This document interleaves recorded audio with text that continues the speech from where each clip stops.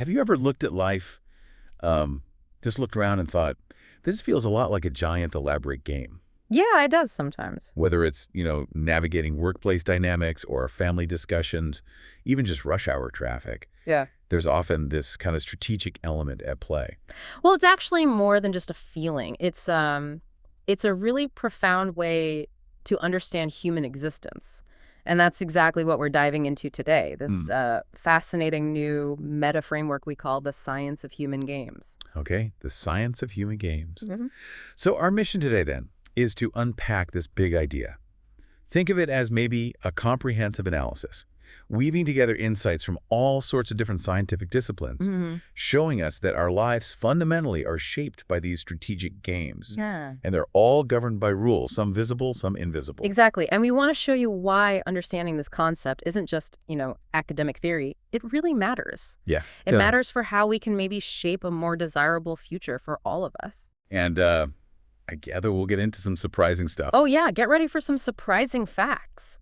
We'll explore everything from how our kind of ancient brains still influence modern conflicts. Wow. To why your seemingly small individual choices actually add up to massive global impacts. Okay. And we'll even look at how artificial intelligence, AI, might actually help us play a better human game down the road. Okay, let's unpack this then. Yeah. When we say human interaction is a game, I mean, that can sound a bit like, I don't know, a competitive sport or something. What exactly does that mean here? Well, the science of human games, it's described as a meta framework, which means it's like an overarching lens, right? Okay. It helps us see that human interaction and how societies are organized are fundamentally strategic, they're rule-bound, and they're often emergent. They kind of evolve. Right. It pulls together insights from various social science theories to give us a more complete picture. So if that's the big lens, the meta framework, then game theory. That must be like the core rule book for these interactions. Is that fair? You've pretty much got it. Yeah. Game theory views interactions as strategic games. Simple as that. You have players, they choose strategies, and those choices lead to outcomes. Outcomes like? Rewards, punishments, costs, profits, you name it. It's a really robust way to analyze how individuals and groups, too, make decisions when their choices are interdependent. Interdependent. Meaning what I do affects you and what you do affects me. Exactly. What one person does affects everyone else, and vice versa. That's key. And I imagine not all games are the same structure. Like sometimes someone has to lose for another to win. Precisely. Those are called zero-sum games. One player's gain is exactly another's loss. A football match is like the perfect example. Sure. But then you have non-zero-sum games, which are honestly much more common in daily life. These are situations where both parties can actually gain, or perhaps more interestingly, both can suffer. Ah, and that's where the famous prisoner's dilemma comes in, right? Yeah. It's a classic example for a reason, isn't it? Because it shows how even like rational self-interest can lead to a collectively bad outcome. It's a truly powerful illustration, yeah. In that classic scenario, each individual, acting entirely in their own best interest, is sort of incentivized to betray the other person. Right. But when they both do that, they both end up worse off than if they had just cooperated. A really relatable real-world parallel, maybe, is the whole societal phenomenon of women wearing makeup. Oh, interesting. How so? Well, think about it. Individually, a woman might gain a perceived advantage by wearing makeup if few others do. Right? Okay. But once a critical mass of people wears it, the sort of average standard of beauty gets artificially inflated. Right. The baseline shifts. Exactly. Then, not wearing makeup can make someone feel relatively less attractive. So you end up with this collective outcome that isn't necessarily ideal for anyone, yet it results from perfectly rational individual choices within this particular social game. That's such a fascinating and, very relatable example. So it's kind of similar to the tragedy of the commons idea, too, where individual self-interest leads to overexploiting shared resources. Precisely. Think of overfishing or overgrazing common land. These are classic examples where individuals prioritize their own short-term personal gains, but the cumulative effect, when everyone does it, is the long-term degradation of that shared resource for everybody. So the really profound paradox here is that while game theory assumes rational behavior, right, that we act in our own interest. Yeah, that's the assumption. Individual rationality often leads to collectively irrational or, suboptimal outcomes. That's kind of wild when you think about it. It is. It's a central challenge, really, for understanding these human games. It highlights that just assuming individual rationality isn't enough. It's not enough to predict or guide societal outcomes. Yeah. The game is just more complex than individual logic alone. Okay, so if game theory is the sort of explicit rule book, what about the unwritten rules? The social norms that seem to govern so much of our daily games? Social norms. Yeah, those are the informal, often unspoken rules that govern behavior within groups and societies. How they work, though, if they're unspoken? Well, they work because everyone expects everyone else to follow them. It creates a kind of stable social pattern, Okay. It's almost like a game of strategy where we all naturally land on a predictable outcome, what game theorists call an equilibrium, because it just makes sense for everyone involved to follow that unspoken rule. Like shaking hands? That's a simple one, a folk way, right? Exactly. But then there are much stronger norms, like, say, the prohibition on murder, or even actual codified laws, which are like formal norms. Precisely. Folkways, mores, laws, they exist on a spectrum. And the key thing is, these norms aren't static. They're in constant flux. They get shaped by history, by culture, by institutions, by power dynamics. And when formal laws diverge really significantly from deeply held social norms, that's often when you see tension flare up. You see protests, collective action, people basically trying to realign the rules of the game. This sounds incredibly complex. And we know humans aren't always purely rational calculators, are we? We don't always act logically. That's where behavioral economics must come in, right? You're absolutely right. Behavioral economics is crucial here. It integrates psychology with economics, and it directly challenges that assumption of pure rationality that classical economics often makes. It shows how factors like, having incomplete information or just our limited mental processing power are cognitive resources. Yeah, we can only juggle so much. Exactly. And our inherent decision biases, things like framing effects, how a choice is presented, or loss aversion, we hate losing more than we like winning, or herd mentality, all these things lead us to make decisions that are often, frankly, suboptimal, even against our own best interests sometimes. This idea that our own minds can kind of trip us up even when we think we're being perfectly rational is truly mind-bending. It makes me wonder, what other layers do we need to pull back here to truly understand how our decisions play out in these games? That's a great question, because beyond game theory and social norms and behavioral biases, there are even broader contextual layers. These shape the entire playing field, you could say. Like what? Things like social contract theory, for example, which gives us the underlying ideas about governance structures for society. Okay. Or Brontenbrenner's ecological systems theory. This shows how individuals are profoundly shaped by these interconnected environmental systems from their immediate family right out to global culture. Right, like nested circles of influence. Precisely. And then there's the Kesel framework, which focuses specifically on cultivating essential social and emotional competencies in individuals, things like self-awareness, relationship skills. The core insight here really is that our games aren't just about individual choices or even small group dynamics. They're embedded within these vast interconnected systems. And understanding these larger fields means we stop playing blind, essentially. So if we connect this all to the bigger picture, it really begs the question, why? Why do we play these games the way we do? What are the fundamental principles governing human nature that sort of underpin all of this complex behavior? Are we talking about biological imperatives here? Things baked into us, like our ancient drivers that we maybe can't really escape? Absolutely. That's a huge part of it. Humans possess this deeply ingrained, evolved need for social connection.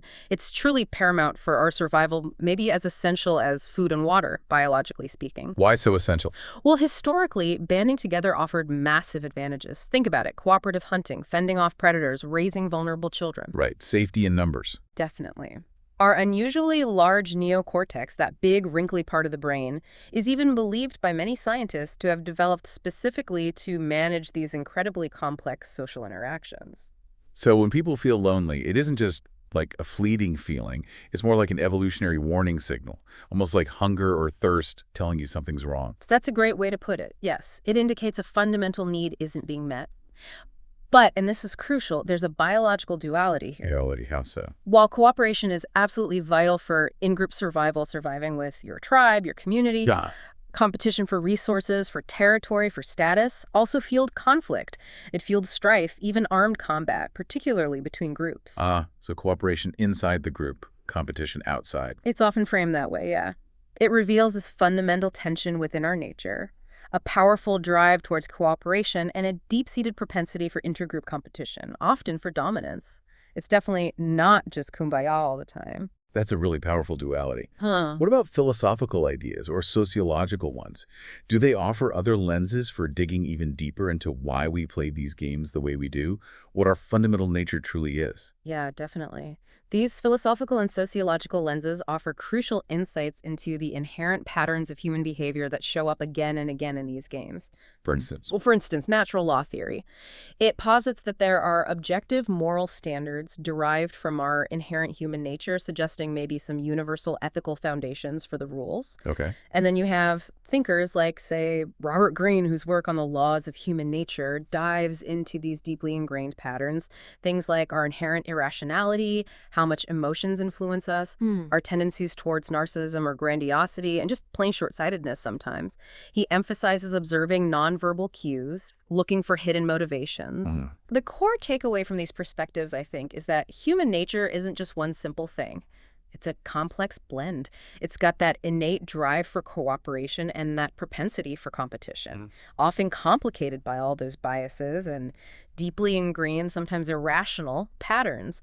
Knowing these underlying currents is really vital if you want to navigate the game effectively. Okay, so taking all that complexity, onward, the game theory, the norms, the biases, the biology, the philosophy, what does this all mean for the big picture? How do these human games actually play out in society? Do we see, obvious positive outcomes and, unfortunately, negative ones too? We absolutely do. It plays out constantly. Take collective behavior, for instance. Collective behavior, meaning? The spontaneous actions of sizable, loosely organized groups.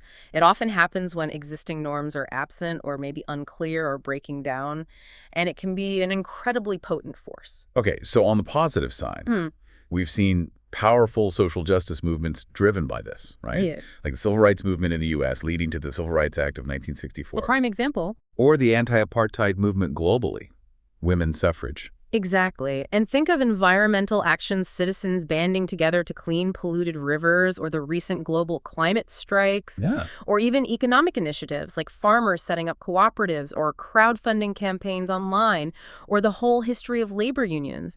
These all powerfully demonstrate positive collective action for shared goals. But then there's the flip side, the bad game, maybe we can call it. The collective action problems that seem to arise from individuals just doing what makes sense for them personally. Yes. That's where things get tricky. Go back to the tragedy of the commons idea for resource depletion.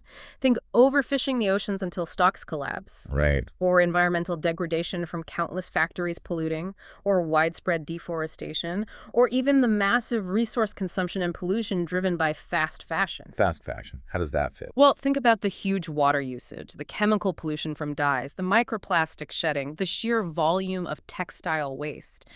All driven by individual consumer desires for cheap, trendy clothes, aggregating into enormous environmental costs. Wow, okay. That makes sense. And what about just everyday things like traffic jams? Everyone wants to get home quickly.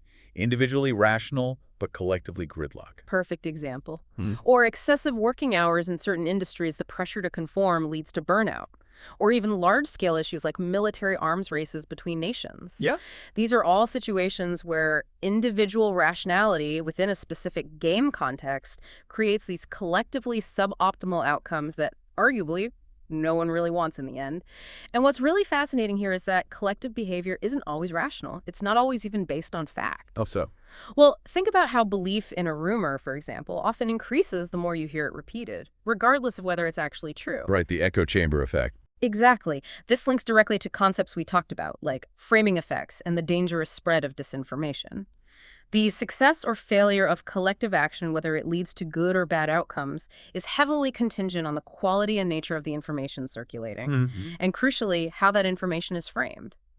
Manipulation of information can very effectively steer collective behavior towards undesirable, even harmful ends. So drilling down even further, even our small individual actions, the things we do every day, which might feel tiny, they actually have a massive cumulative global footprint. It's like that summation principle you hear in math, right? Right. All those little individual A's adding up to a huge A for the planet. Precisely. That's exactly it. On the negative side, individual actions aggregate into colossal issues. Resource extraction on a massive scale, pollution like greenhouse gases from agriculture, deforestation, burning fossil fuels, over-harvesting of critical species, think sardines, tuna, cod, historically even sea otters, habitat destruction, and of course, climate change. We've already seen nearly 2 degrees Fahrenheit of global warming, more intense wildfires, shrinking glaciers, sea level rise, ocean acidification, all consequences of cumulative individual and industrial actions. But the flip side must be true, too. Our individual choices can also drive positive change, like demand reduction, choosing secondhand clothes instead of new, or drastically reducing food waste at home. Absolutely. Those actions matter hugely when scaled up. And think about sustainable lifestyle choices. Switching to LED bulbs, properly insulating homes, using cold water for laundry whenever possible, choosing active transport like walking or cycling, taking trains over short flights when feasible, transitioning to electric vehicles, adopting more plant-rich diets, and always prioritizing that hierarchy. Reduce first, then reuse, repair, and finally recycle. These small-seeming actions genuinely add up. And then there's advocacy, right? People raising their voices. Just think about Rachel Carson's book, Silent Spring. It's credited with spurring the entire modern environmental movement. A landmark example. Or those infamous Cuyahoga River fires in Ohio, where the river literally caught fire due to pollution. That directly led to the Clean Water Act and the creation of the EPA in the U.S. These are incredibly powerful examples of how individual and collective action can profoundly influence policy and genuinely shift the direction of the human game towards better outcomes. But there's a challenge here, isn't there? The free rider problem. Yes, that's a significant hurdle. The free rider problem is where individuals can benefit from public goods like a cleaner environment or public safety without actually contributing their fair share to maintaining it. Why does that happen? Often because individuals feel their own single impact is infinitesimal, almost meaningless. What difference does my one action make? This can lead to a widespread lack of accountability. Overcoming it really needs structural solutions, things like regulations or clever incentives, but also fostering a sense of collective accountability and shared responsibility. And all of this brings us, inevitably, to ethics. Why do ethics matter so profoundly in these human games, especially when we know our individual rational choices can sometimes lead to bad collective outcomes? Ethics provide the essential compass, really. They guide individuals and groups towards moral outcomes, particularly when the rules of the game are ambiguous or the consequences are complex. And there are different ways to think about ethics, different frameworks. That's right. We have several main ethical theories that offer different perspectives. There's virtue ethics, which focuses on the character of the person acting. Deontology, which emphasizes duties and rules doing the right thing regardless of consequences. Okay. Utilitarianism, which aims for the greatest good for the greatest number of people. Rights-based ethics, focusing on protecting fundamental human rights. And care-based ethics, which is interesting because it prioritizes relationships, empathy, and interdependence. That last one, care-based ethics, feels relevant here. But this also raises a really important, maybe tricky question. How do we define right and wrong across different cultures? Ethical standards can vary so much. We want to promote tolerance, cultural relativism maybe, but then there's the whole question of universal human rights. It's a critical tension, absolutely. We must certainly avoid ethical imperialism, imposing one culture's values wholesale onto another. Right. Instead, the goal is perhaps to cultivate contextual intelligence. That means understanding and respecting diverse ethical landscapes while still holding on to core principles. So how do we bridge that? Well, while our biological imperatives for things like cooperation might hint at some universal ethical foundations, maybe fairness, avoiding harm, their specific expression varies widely across cultures. Perhaps care-based ethics, with its focus on shared well-being and interconnectedness, offers a powerful bridge here. How so? Because it encourages us to consider the impact of our game choices, not just on abstract rules, but on real relationships and the collective good. And that feeling of interconnectedness, that concern for others, might be something inherently universal, even if expressed differently. Okay, this is fascinating. So If life truly is this complex game or series of games with unwritten rules, rational actors sometimes leading to irrational outcomes, biological drives pulling us, how do we play it better? How do we consciously try to shift the outcomes towards collective well-being, away from those negative collective action problems we talked about? Well, I think it really starts at the very beginning. It starts with nurturing a healthy, educated, and fundamentally good child. The child is a sort of microcosm, right? Yeah. Influenced by and influencing all those layers of society. You mentioned the family, the school, the community, the culture. Bronfenbrenner's theory again. Exactly, those nested systems. And remember, the Casel framework's 5 core competencies. Reminding. Self-awareness, self-management, social awareness, relationship skills, and responsible decision-making. Developing these competencies in children from an early age cultivates individuals who are inherently less susceptible to manipulation, who are more inclined towards cooperation naturally, and who are just better equipped to navigate and improve the complex human games they'll face as adults. It's truly a profound, long-term societal investment. Okay, so investing in children's social-emotional learning is step one. What about the broader society? You mentioned cultivating a balanced and diverse society. Yeah. Why is diversity imperative for playing a better human game? It sounds good, but why is it strategically necessary? It's not just a moral ideal, though it is that too. It's a strategic necessity for a thriving, resilient society. For one thing, diversity is often naturally emergent. It reflects multilinear cultural evolution, different paths societies take. Okay. But practically speaking, the benefits are huge and well documented now. Diversity enhances creativity and innovation. It leads to demonstrably better decision-making in groups. Diverse perspectives challenge assumptions, prevent groupthink. Yeah. Studies show diverse scientific teams, for example, publish more articles and get more citations. Interesting. It fosters inclusivity, adaptability, brings economic benefits through wider talent pools and markets, and promotes social justice. And here's a crucial part related to the game. A broader range of perspectives makes it significantly harder for any single entity to control narratives, to suppress dissent, or to dictate decisions solely for the benefit of a narrow few. Right. It diversifies the players and their strategies, making the overall game more robust and less prone to manipulation. Exactly. Okay, so nurturing children, fostering diversity. Oh. What about leadership?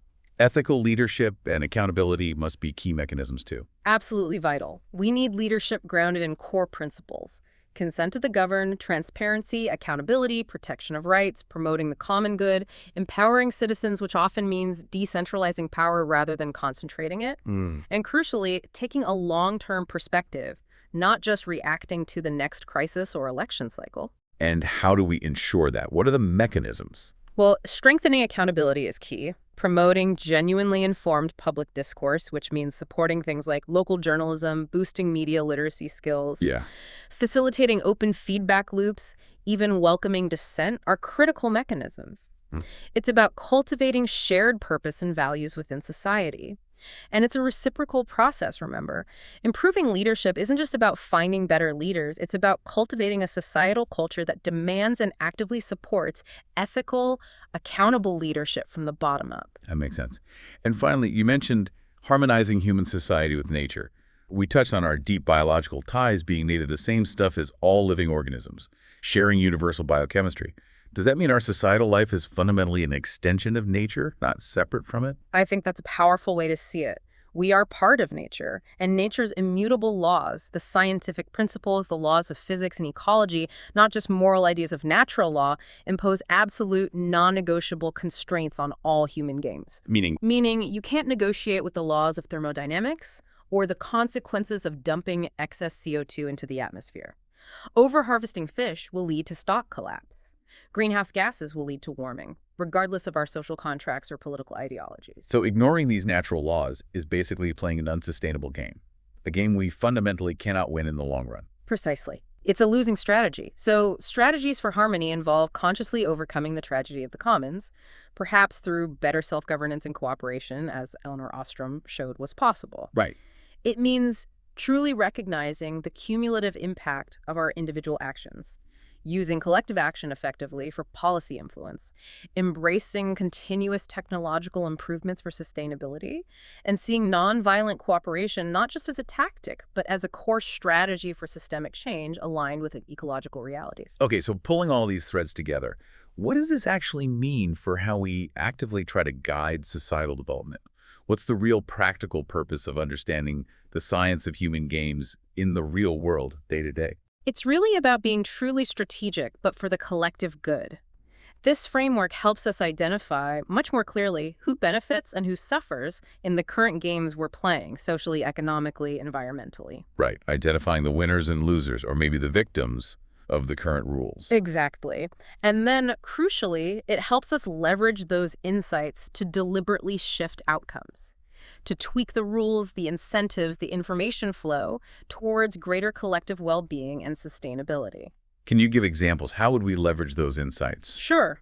Using game theory, for instance, to design smarter incentives. Think carbon taxes that make pollution costly, or performance-based contracts that align individual goals with collective ones. Okay. Or applying behavioral economics insights to design better choice architecture. That means subtly nudging behavior towards desired outcomes, like making organ donation opt-out instead of opt-in, or making sustainable choices the default option. Right, making the good choice the easy choice. Exactly. It's also about consciously working to transform norms shaping expectations to foster more cooperation and trust, promoting widespread sustainable practices by highlighting their positive cumulative impact, not just individual sacrifice, using hard data to demonstrate the quantifiable benefits of diversity, making the business case as well as the moral one, and recognizing the documented effectiveness of nonviolent action in achieving positive social change.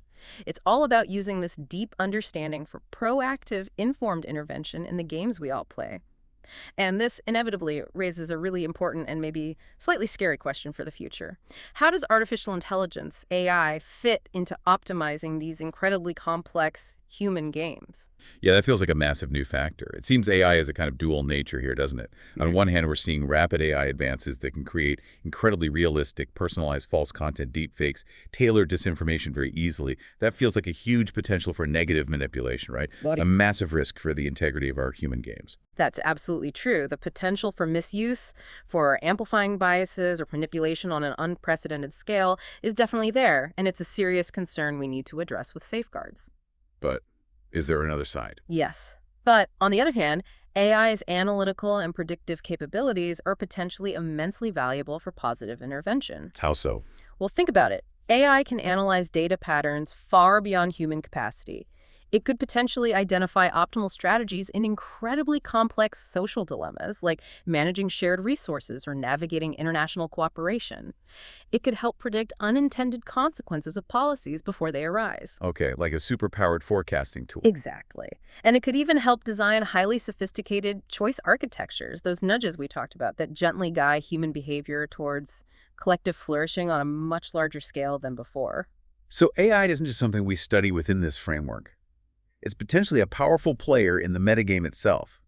Its potential role, if guided properly, is to analyze, understand, and maybe even help optimize the human game for the betterment of humanity. That's the hope and the challenge, casting AI not just as an object of study, but as a powerful player whose role could be to help us play better.